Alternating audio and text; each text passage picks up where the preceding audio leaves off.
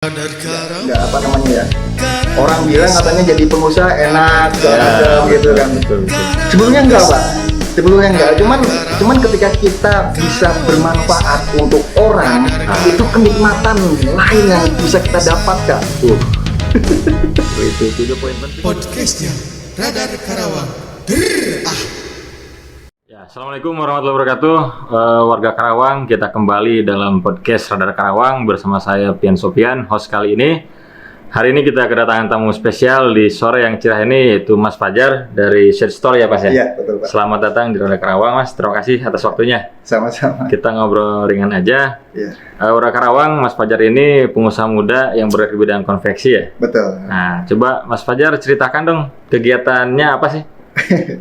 Oke, selamat sore Pak. Sore.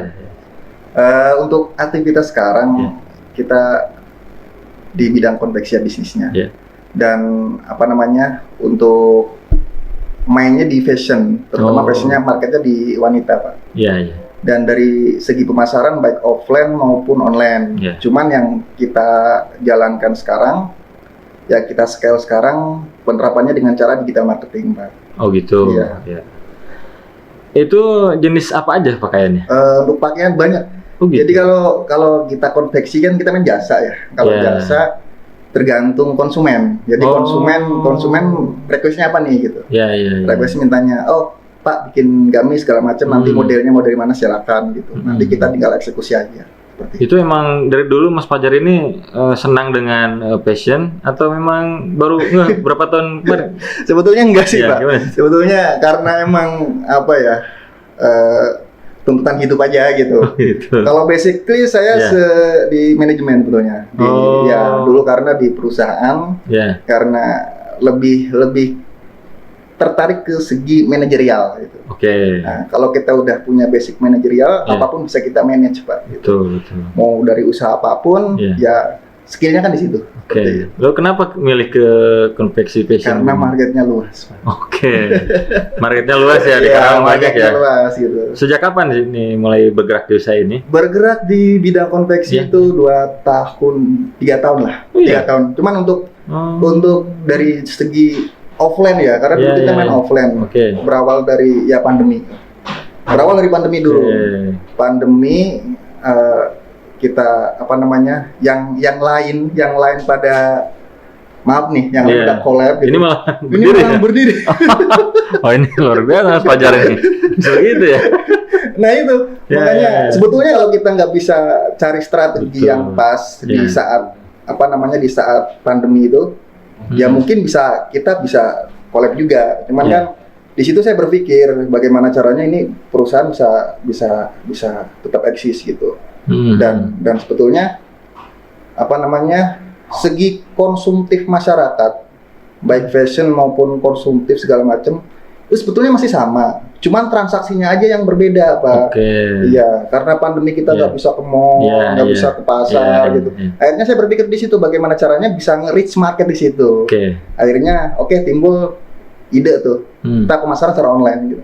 Awal online itu ya mungkin 1, 2, 3, 4 nggak bisa seperti sekarang kapasitasnya. Tapi kan kalau kita menerapkan dengan cara konsistensi, hasilnya akan mengikuti. Betul ya. Muncul. Itu biasanya sekarang mitra usahanya berapa banyak Mas?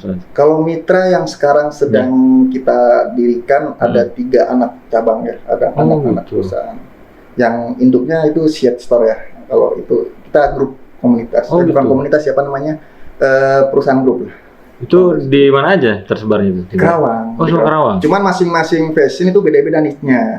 Artinya, untuk si homeware, untuk Shade Store itu bergerak di bidang apa gitu. Untuk ada yang digital marketing, ada yang produk digital, ada yang produk fashion, ada yang produk herbal seperti itu. Oh, sampai ke herbal juga. Wah, ini luar biasa Mas Fajar. Di mana aja bisa ya? Ya itu asalkan kita punya skill manajerial aja Pak gitu. Untuk manajerial ya kita usaha goalnya apa sih? Goalnya kan yang pertama kita profit nih. Betul. Dari profit apa? Ya scale. Scale ada tujuannya di situ. Tujuannya apa? Bisa bermanfaat untuk orang banyak. Dan sebaik-baiknya manusia, paling baik orang yang bermanfaat untuk orang banyak. Betul itu luar biasa. Nah ini kan tidak semua orang mau dan mampu ya. untuk jadi pengusaha nih, apalagi masih muda ya. Karena kan rata-rata di Karawang ini memang orientasinya masih di perusahaan, Ya. jadi pekerja ya. Betul. Dulu juga pekerja dulu ya. Dulu pekerja. Nah, banting setir jadi pengusaha kenapa alasannya? Apa ya?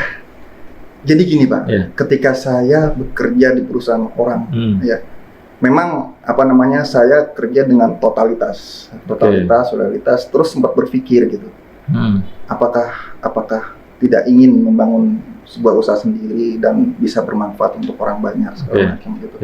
Dan ya itu yang citra kita di Karawang itu masyarakatnya masih terkenal dengan karyawan lah, Bu. Ya, betul. Coba kita rubah UMKM. UMKM. Ya, Itu yang goalnya di situ sebetulnya. Betul. Orang-orang yang sebetulnya kapasitas kita di Karawang untuk mengubah mindset itu bisa gede, peluangnya besar. Gitu. Cuman knowledge-nya aja yang masih kurang nih. Ya. Nah itu, tidak menutup. Saya membuka peluang buat teman-teman juga yang mau belajar tentang pemasaran baik digital maupun apa, silakan gitu. Kita bantu. Karena goalnya itu Pak, kita ayo bareng-bareng lah mengangkat Karawang untuk bisa kita jadi kota yang produktif. Bukan orang lain yang produktif Pak. Iya, bukan perusahaan yang produktif, warganya yang produktif gitu kan. Betul. Cuman kan harus punya basicnya dulu Pak. Nah basicnya itu yang kita godok di situ gitu.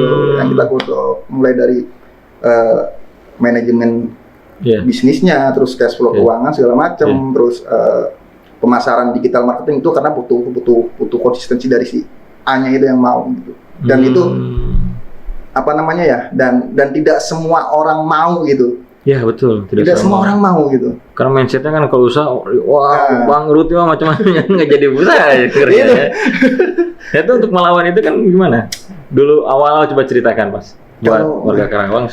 Jadi mindset awalnya saya takut. Memang nggak orang bilang katanya jadi pengusaha enak segala macam gitu kan. Betul. Sebetulnya enggak Pak. Sebetulnya enggak.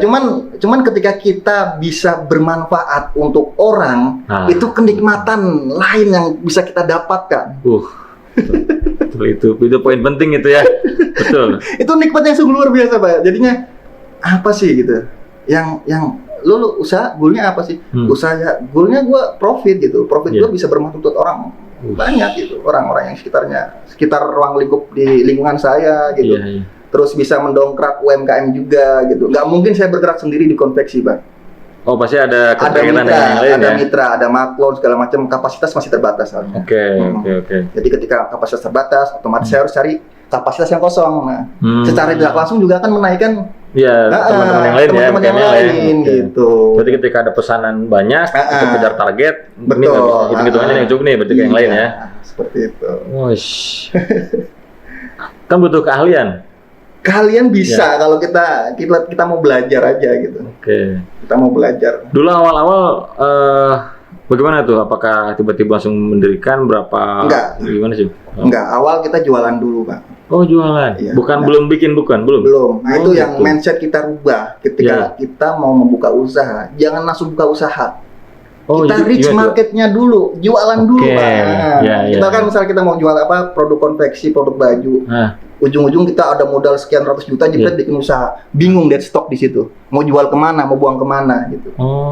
Itu yang kadang-kadang mindset pemula ya, berarti awal-awal gitu. Itu yang salah. Ujung-ujung dia kerja terus ngumpulin uang, setelah ngumpulin uang, resign, bikin usaha gitu. Itu salah di situ. Itu kan semangatnya masih ujung-ujungnya modal kemakan buat konsumtif sehari-hari gitu kan. Bahaya itu. Bahaya Pak gitu.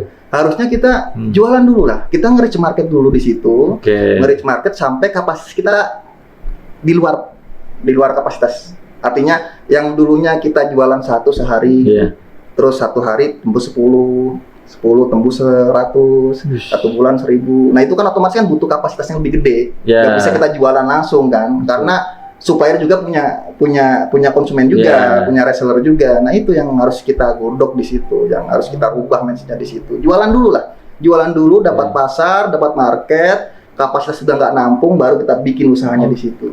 Tuh, ini penting, ini kunci, ini rahasia kayaknya. Jadi bikin market dulu ya. Iya, kalau sudah dibikin, kita nggak bisa nyari lagi, ya udah bikin gitu. Nah itu kan butuh kualitas. Kualitas penting, kualitas penting. Itu ada di usaha ada menjaga konsistensi kualitas. Ya. Seperti itu. Karena kalau kita ujung-ujung bikin katakanlah konveksi nih, kita produknya baju. Terus kita ujung-ujung memasarkan dengan harga maksudnya ujung-ujung langsung goal di pasar gitu. Nggak bisa, Pak. Kita harus follow big market.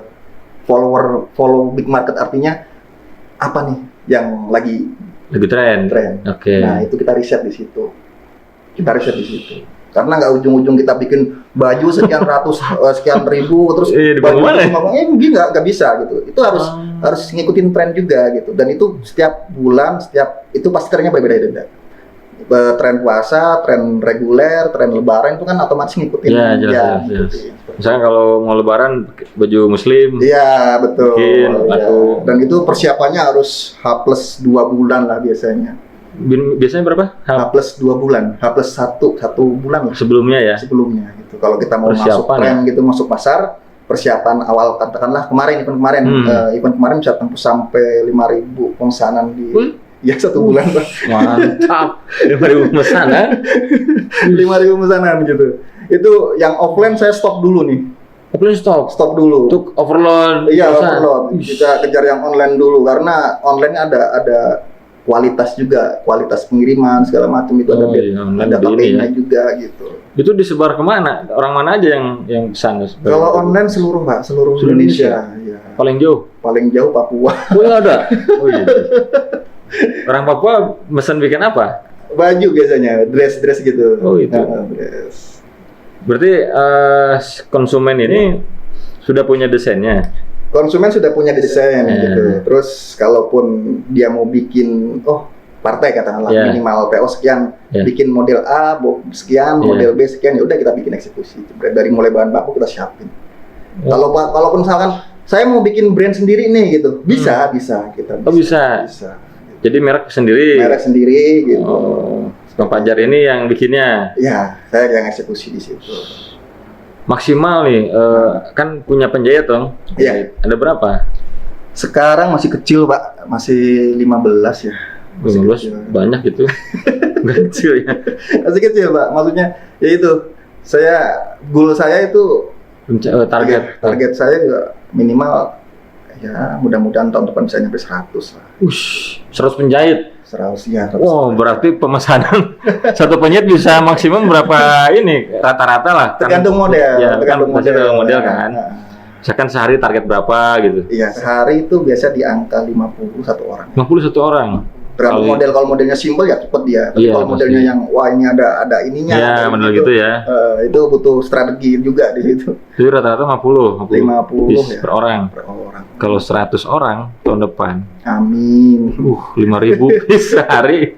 Gawah udah. Mantap. Karena ya itu saya reach market dari online sekarang. Online. Ya, basically ke digital. Apa sih yang lebih hebat online daripada offline? Yaitu yang pertama, market kita luas, jangkauannya makin luas. Kita nggak bisa gini, kita mancing satu kolam dengan 2 kolam kan hasilnya berbeda, Pak. Iya, jelas lah. Banyak 2 kolam ya. 2 kolam. Kolam yang satu lebih luas. Pernah ini nggak ada orang pesan kita sudah bikin, kan online kadang-kadang kita nggak tahu ya. Pesan udah bikin nggak jadi seperti itu. Ada pengalaman seperti itu? Ada, pasti ada. Nah itu mindset kadang-kadang gini. Ya terutama COD ya, COD itu Pak. Ya COD itu sering dan rata-rata untuk para seller yang mengirim dengan fitur COD nggak jauh pasti ngalamin namanya return paket. Nah itu ya tergantung dari segi mananya dulu, apakah dari si ekspedisinya, apa dari si penjual pembelinya. Gitu. Ya. Kalau misalkan dari pembeli ya udah emang bukan rezeki kita gitu kan, karena COD gitu kan. Oh iya. Jadi itu anggap rugi aja ya? Anggap ya rugi. Anggap sudahlah ya, gitu sudahlah gitu. Kan masih ada yang lain gitu. Begitu. Ini kan berarti butuh tenaga ekstra, pikiran dan sebagainya. Pikiran nomor 1, Pak. Pasti ya? Pikiran nomor 1. Dari mulai membangun usaha, tenangnya pas berapa tahun setelah bangun tuh? Sampai sekarang pun belum tenang, Pak. Oh gitu? Makanya saya yakin orang-orang yang berusaha di sana yang membuat bisnis itu nggak mungkin mungkin lihat orang melihat kita tuh tenang Pak kayaknya. Yeah. Orang Wah, melihatnya ini, santai ya, gitu. betul, Padahal tanggung jawab kita luas loh. Tanggung jawab itu berat loh sebetulnya. Iya, betul. Karena ya itu masih banyak yang harus kita pertanggungjawabkan. Iya kan ada karyawan Ada sebagainya. karyawan, ada ya segala macam lah. Tiap Konsumen hari juga ya. pikirin apa ya, kita bangun tidur nih, apa yang pikir pertama kali? Market ya. Market. Market terus ya apa namanya? Progresnya. Oh. Terus tahun depan mau ngapain nih gitu. Iya benar. Iya gitu. Dan yang sering itu bukan bangun tidur, sebelum tidur Pak kadang-kadang saya. Oh sebelum tidur, Ya, sebelum perencanaan tidur. buat besok. Perencanaan buat besok kita harus ngapain, terus minggu Iya. depan kita mau ngapain, bulan depan kita harus apa, Iya. persiapan 1 tahun harus apa. Itu harus punya strategi planning di situ. Itu sendiri atau ketika terpikir itu, nah besoknya itu digarap sendiri atau ada tim? Ada tim. Oh, Ada tim. Cuman ketika saya memberikan apa namanya mandatori ya ke Iya. tim, nggak langsung saya berikan gamblang. Kita harus bikin blueprintnya dulu nih, gitu. Kita harus perancangannya dulu, dikonsep di konsep saya dulu. Nanti kita coba diskusikan dengan teman-teman gitu. Kalaupun misalkan coba kita jalanin, kita testing dulu nih. Kita testing dulu. Kalaupun ini konsepnya bagus, ya udah kita terusin gitu. Tapi kalau misalkan di tengah jalan ini ternyata salah konsepnya, udah kita perbaikin di situ. Nggak kita tinggalkan, nggak harus kita perbaikin. Tapi rata-rata begitu. Rata-rata begitu. Konsep perbaiki iya, hingga matang gitu. hingga Jadi matang. Dan semua nggak ada yang namanya sampai apa namanya sampai bener-bener sukses, enggak. Itu harus ada update perubahan terus. Yang ngikutin pasar lah, ngikutin model. Baju juga ngikutin tren nggak. sekarang apa yang paling ini? Sekarang reguler ya, kayak dress gitu. Karena emang musimnya kan ya reguler gitu, reguler sekarang. Emang fokus ke perempuan ya? Perempuan. Kenapa? Enggak laki-laki juga. Nah ini yang sering apa namanya sering jadi pertanyaan Pak buat Oh gitu. kok jualan produk cewek gitu. Karena cewek itu lebih greget Pak. Gitu. Kalau cowok ketika beli sesuatu pasti mikir-mikir Pak. Gitu. Iya. Pasti mikir-mikir banyakan mikir lah gitu. Betul. Ujungnya nggak jadi. Tapi kalau cewek gitu. Iya. Ya itu, pakainya perasaan. Wah ini bagus nih. Bagus, ambil aja. Ambil. tinggal izin sama suaminya boleh enggak gitu Iya, kan. iya, betul. Tapi kalau cowok kan saya pun merasakan sendiri. Wah ngapain gitu. Masih bagus gitu kan. Betul.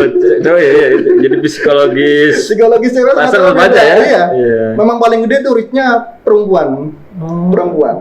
Berarti pergantian model juga emang perempuan Iya. lebih ramai ya? Lebih rame seperti itu. Berarti apa namanya, konsumen kan pesan.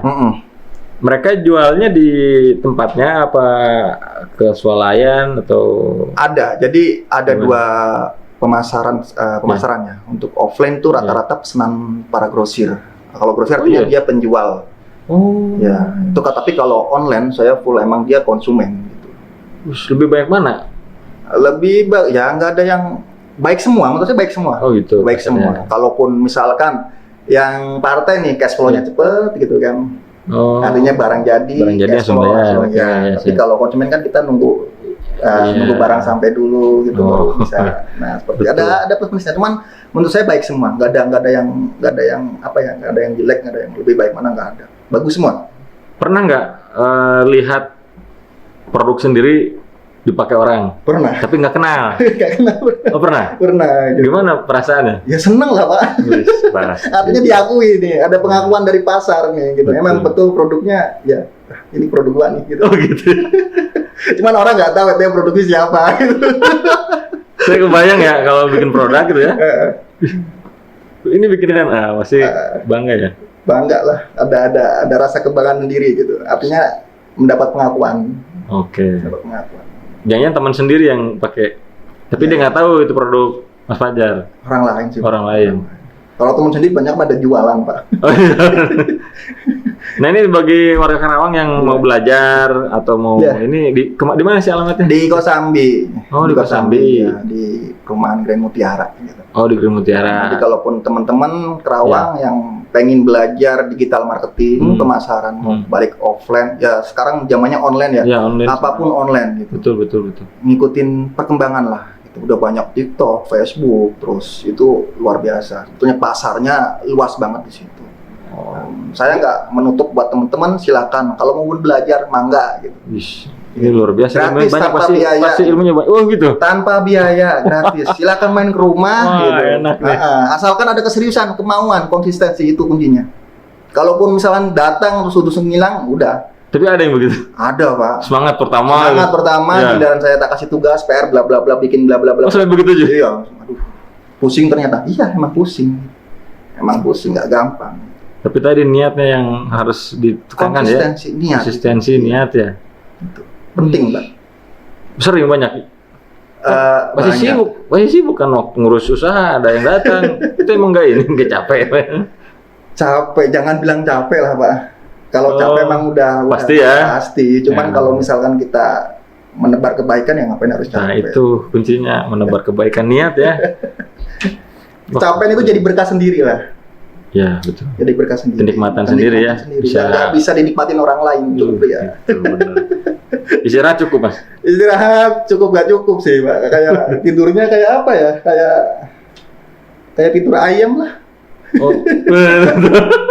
Emang rata-rata pengusaha begitu ya? Ya mungkin ya rata-rata segitu sih. Ya, rata-rata karena memang waktu itu benar-benar waktu itu benar gak rasa. Itu. Waktu itu, tapi sesibuknya apapun jangan sampai lupa dengan sama ibadah. Ya itu pasti. Gitu. Kan kalau kerja di perusahaan waktu monoton itu ya. Kalau ini kan lebih dinamis ya. Betul, dinamis, lebih panjang, lebih sibuk lagi. Pernah shocknya maksudnya shock ketika ada yang mesen. Begini. Pertama Pak, kalau pertama pertama. Itu gimana? Ujung ada. Jadi ceritanya gini. Yeah. Kalau dulu kan kita mainnya offline nih, dan kita produksi terus kita sebar gitu di media sosial, di WhatsApp group segala macem. Terus ujung-ujung ada tiba-tiba ada pembeli nggak tahu langsung nelpon saya gitu. Betul dengan set store segala macam ini saya mau pesan bla bla bla berapa kapasitas ininya produknya. Saya minta 1.000. Wah, shock juga di situ kan. Pertama kali Pak, pertamanya saya dapat pasar segitu gitu. Awalnya kali 10, 20, 30. Ya itu. Jalannya kan Allah memberikan 1.000 dari 7 arah. Betul, lebih banyak pintu buat pengusaha ya. Itu langsung kekejar 1.000 itu? Enggak Pak. Tapi diterima? Tapi diterima. Karena apa ya? Emang awalnya dulu kapasitas masih kecil Pak. Butuh untuk dari pembelian bahan baku kan karena terbatas. Karena terbatas kan. Akhirnya ya dicicil lah. Ibaratnya 200 dulu jadi gitu. Oh, tapi targetnya agak lama ya? Agak lama seperti itu. Itu sampai belanja bahan baku sendiri? Ya, dari bahan baku segala macam. Sendiri. Saya riset supplier juga sendiri gitu. Karena dulu masih superhero Pak. sama istri gitu, istri yang nemenin dia. Istri bantu itu. Ya, bantu gitu. Terus gimana caranya dapat pemasok bahan baku? Ya itu bahan baku penting itu ya. Kuncinya itu. Ya. Kuncinya di situ dan rata-rata mereka bukan pemasok, mereka penjual juga gitu kan. Artinya yang pemiliknya bukan dia. Reseller. Bukan? Ya, bukan sih. Apa ya? Dia beli ke orang, dijual juga. Calo lah Pak. Oh, calo ya. Berarti biasanya mereka ke pabrik ya? Iya, ke pabrik terus dapat berapa orderan. Gitu. Nah itu yang tembusnya ke situ tuh susah banget Pak. Oh, susah. Baru nemu pas jalan berapa lama usaha? Berapa ya? Setahun lah. Oh gitu? Setahun baru dapat Pak. Wah, kesabarannya harus benar-benar ya? Benar-benar harus sabar gitu. Ya itu ya jalan Allah juga yang memberikan jalan usaha itu. Karena kan kalau sebelum ketemu itu kan pasti margin keuntungannya nggak terlalu besar ya. Nggak terlalu. Karena kan habis di modal ya. Habis di modal. Kalau udah ketemu itu lebih. Iya betul. Ini. Ditambah sekarang full online, jangkauannya lebih gede, marketnya lebih luas gitu. Yang masuk trafficnya lebih tinggi gitu. Mindsetnya online apa sih? Mindsetnya online tuh kita bagaimana caranya bisa mendatangkan traffic sebanyak mungkin. Gitu. Nah itu gimana caranya? Ada caranya, bisa kita dengan advertiser, iklan. Oh iya, betul. Ya itu kuncinya, gitu. Kuncinya di situ. Dia harus berani juga ya, iklan ya. Iya, betul. Sasarannya tepat lagi biasanya. Tepat, terus audienya juga tepat, umurnya juga tepat, akhirnya produknya di tempat yang orang yang tepat. Gitu. Iya. Maka akhirnya pesanannya pun lumayan. Saya kebayang 1.000 piece ya. 1.000. Wah, kejar. Kalau sekarang mau pasti udah santai ya, 1.000 udah bisa ya. Biasa.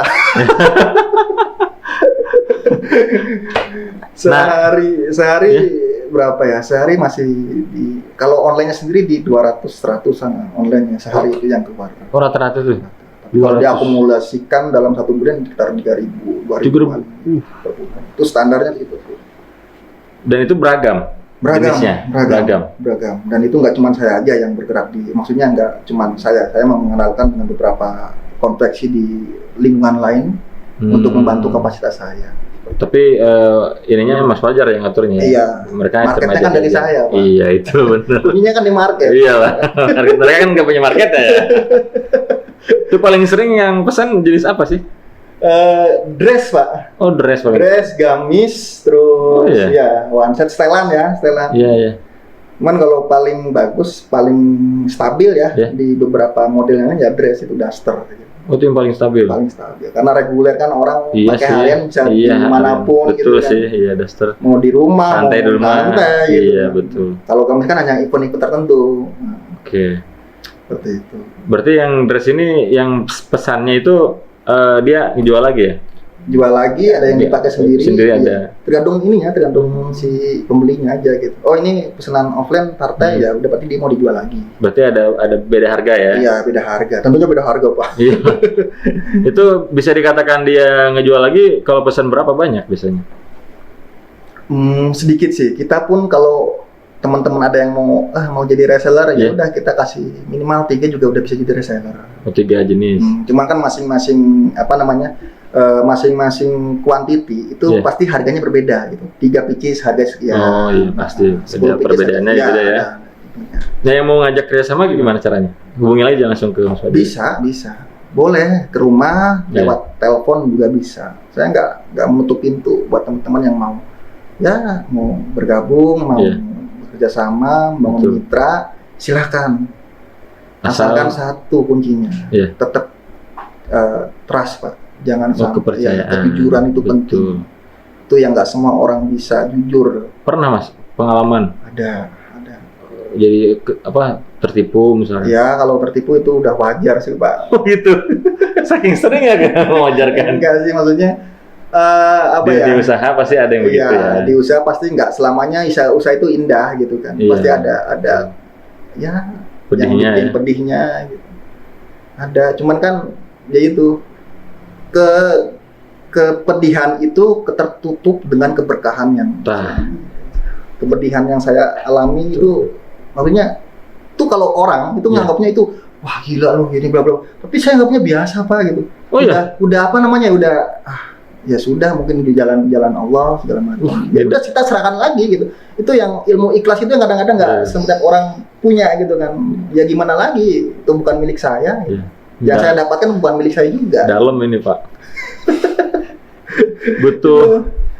butuh waktu agar bisa seperti itu ya. Iya butuh waktu. Awalnya emang nggak bisa. Awalnya udah cuman ya lama-lama semakin kesini dengan tujuannya kita ibadah gitu. Benar, usaha ibadah. Usaha ibadah itu penting. Betul. Banyak jariah.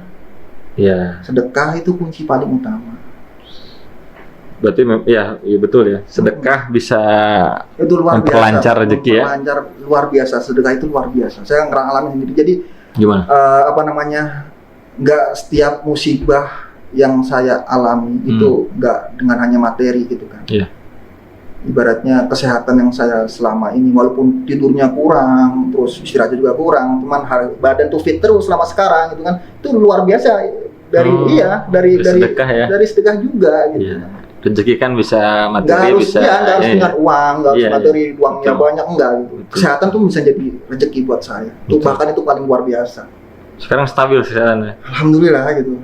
Makanya teman-teman juga gila ya.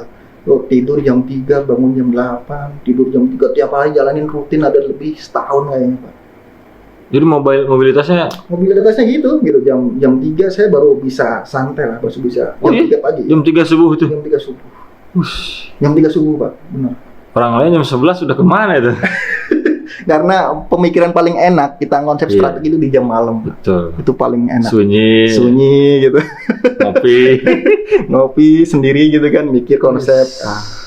Dapat nih gitu. Ya udah kita eksekusi besok. Ya hingga akhirnya kan ada 3 anak usaha tadi bilang kan sampai ada herbal segala. Itu berarti pemikiran. Itu lagi kita godok untuk herbal. Belum kita sebar belum. Oh, belum dipublish belum. Ya, belum dipublish. Baru kita godok, konsepnya sudah mateng, tinggal kita masalah produksinya mau berapa ini. Kapan di sana publish? paling sekitar 3 bulan, 2 bulan. Berarti ada tim lagi. Ada tim lagi. Satu anak perusahaan, satu tim. Satu brand, satu produk itu satu lead yang handle. Satu leader lah ibaratnya. Ada berapa total karyawan? Dengan 3 anak usaha. Untuk organisasi sendiri sih masih kecil ya Pak ya, masih di 10-an lah untuk ya ada tim kreator, ada admin, ada CS segala macam. Itu. Tapi untuk produksi kan beda. Iya. Kalau produksi ya udah produksi, tapi kalau untuk segi manajemen dari si usahanya ini ya ada tim sendiri. Dari mulai tim konten, tim kreator, terus tim riset pasar, itu penting. Yang dulunya saya bikin semuanya sendiri itu udah aduh, saya butuh orang untuk ya itu nggak bisa jadi superhero di situ. Iya loh. Waktunya, tenaga yang sudah super tim kan. Wah, beruntung nih yang gabung sama Mas Fajar berarti ya. Dia bekerja sama dapat ilmu tambahan sepertinya. Iya, boleh. Tiap hari termotivasi sepertinya. Betul, maksudnya silakan jangan berputus asa gitu buat teman-teman yang mau bingung ini. Ya, saya membuka pintu selebar-lebarnya buat teman-teman Kerawang khususnya yang pengen merubah, pengen jadi digital marketing segala macam, terus pemasaran online, datang saja ke saya. Berarti anak sekolah yang mau PKL juga bisa ya? Bisa. Mas Fajar ini asli mana sebetulnya? Saya asli Tegal Pak sebetulnya. Oh di Tegal. Keluarga Tegal. Keluarga ya, kalau istri sini Kerawang. Oh, ketemu di mana? Di perusahaan? Bukan, di kos-kosan dulu. Oh gitu. Oh, Cilok kayaknya. Di Cintalok aja. Rumahnya samping kos aja dulu. Oh, iya. Berarti dari Tegal ke Kerawang. Ya. Dapat istri orang Kerawang, usaha bareng istri. Usaha bareng sama istri. Sudah punya ini anak? Anak, alhamdulillah sudah 2, satu 4 tahun, satu masih di kandungan. Oh, semoga lancar ya lahirnya. Nah ini ngurus waktu dan keluarga gimana Mas? Kayaknya super sibuk. Ngurus waktu apa ya? Fleksibel sih Pak. Jadi malah lebih banyak waktunya dengan keluarga. Itulah enaknya pengusaha. Iya. Itu yang dapat dari pekerja. Betul. Kalau dulu kita totalitas perusahaan, pulang pagi, berangkat pagi, pulang pagi, pernah gitu Pak. Oh gitu. Sampai berpikir ini gua ke perusahaan online bisa gitu. Kenapa nggak bisa ke totalitas ke usaha sendiri gitu. Yang sebetulnya kalau saya gembleng di situ itu pasti akan ya udah percaya dulu sih ini kalau misalnya saya konsep di situ ini pasti bagus hasilnya gitu. Dulu istri dukung pas awal-awal mau keluar dosen. Itu keputusan yang sangat kuat. Nah, itu biasanya begitu karena luar biasa keputusan itu. Butuh lobby tingkat tinggi. Itu karena apa ya? Yang saya sering rubah mindsetnya ketika sebetulnya gini. Katanya kalau orang mau sukses itu mungkin nggak sependapat dengan saya sih. Cuman kalau prinsip saya ketika orang mau sukses itu harus keluar dari zona nyaman katanya. Katanya. Betul. Kalau saya kebalik Pak. Oh, gimana tuh? Ya harusnya apa yang kita kejar harusnya apa sih kenyamanan Pak? Oh, iya. Iya dong. Ngapain nggak nyaman ya? Iya. Orang yang keluar itu karena nggak nyaman. Bener. Berarti orang yang keluar dari perusahaan itu udah nggak nyaman di situ. Makanya dia keluar. Berarti Mas Fajar ini keluar dari perusahaan karena ingin nyaman. Iya, karena ingin nyaman. Nyaman dengan keluarga, nyaman dengan keuangan, segala macam. Itu yang kadang-kadang ini bilang orang sukses harus keluar dari zona nyaman.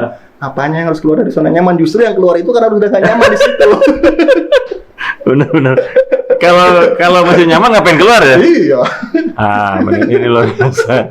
Ini logika loh. Benar. Ya. Betul. Saya sepakat. Ya iya kita cari kenyamanan. Kalau udah nggak nyaman ngapain berlama-lama ya? Coba tanya yang pada riset. Mereka nyaman nggak sebelumnya? Pasti nggak nyaman. Ada masalah problem A, problem B, problem C gitu. Makanya keluar nyari yang lebih nyaman. Berarti sukses itu harus keluar dari zona tidak nyaman. Itu dibalik. Tapi betul Mas. Betul ya, karena kan kita mencari kenyamanan. Makanya usaha ini pun pasti Mas Fajar nyaman dengan usaha ini, meskipun lelah. Karena passionnya di situ, gitu. Yang bikin nyaman karena passion Pak di situ. Kalau bukan passion pasti nggak bakal nyaman di situ. Iya. Serius. Dan dengan bertahan lama. Iya, nggak pernah lama. Jadi tips usaha itu sesuai passionnya. Sesuai passion. Nah, gimana cara orang menggali ini passion saya nih? Yakin nih pasti ini saya gitu. Apa ya? Dulu kadang-kadang orang nggak bisa mengenali dirinya sendiri gitu kan. Iya, bisa gitu. Tapi kalau kita kalau secara nggak sadar kita malah gitu. Saya dulu hobi jualan gitu Pak. Oh, dari dulu? Dari dulu hobi jualan. Gitu. Itu nggak sadar passion saya di situ. Nggak sadar. Oh, berarti dulu cuma jual-jual aja lah. Jual aja lah, gitu. Jualan, senang jualan, dapat duit gitu. Tapi dulu Mas juga jualannya baju gitu? Di baju, banyak sih di beberapa, ya anggap aja Palu gak ada ya, Palu ada ya, oke. Palu gak ada gitu. Ya. Sampai jual beli handphone segala macam gitu. Cuma kan nggak berpikiran itu passion saya di situ gak gitu. Pikirnya gue karir di perusahaan dan itu karir cepet Pak, cepet di situ karir. Oh iya. Sampai nggak, yang maksudnya di karir di perusahaan itu nggak butuh 5 tahun 3 tahun udah langsung jebret naik. Berarti Mas Fajar benar-benar totalitas perusahaan. Kuncinya karyawan itu loyalitas betulnya. Iya. Mau dia pinter, mau dia apa, kalau dia loyalitas itu bakal totalitas. Kalau pinter juga lama-lama jadi keminter. Iya. Yang penting kita loyal gitu. Dan itu kebalas Pak. Kebalas artinya apa yang saya tanam dulu itu saya tuai sekarang. Saya dulu total ke perusahaan, loyal tim saya itu pada totalitas ke saya semua. Oh, pas di perusahaannya? Enggak. Dulu saya waktu di perusahaan. Sekarang kebalikan malah tim. Yang berbalas ya. Berbalas itu itu nikmat, salah satu nikmat juga. Kadang-kadang mikir apa yang dulu kita ternyata teralami sekarang ya. Gitu. Berarti bosnya dulu Mas Fajar kehilangan kayaknya. Iya.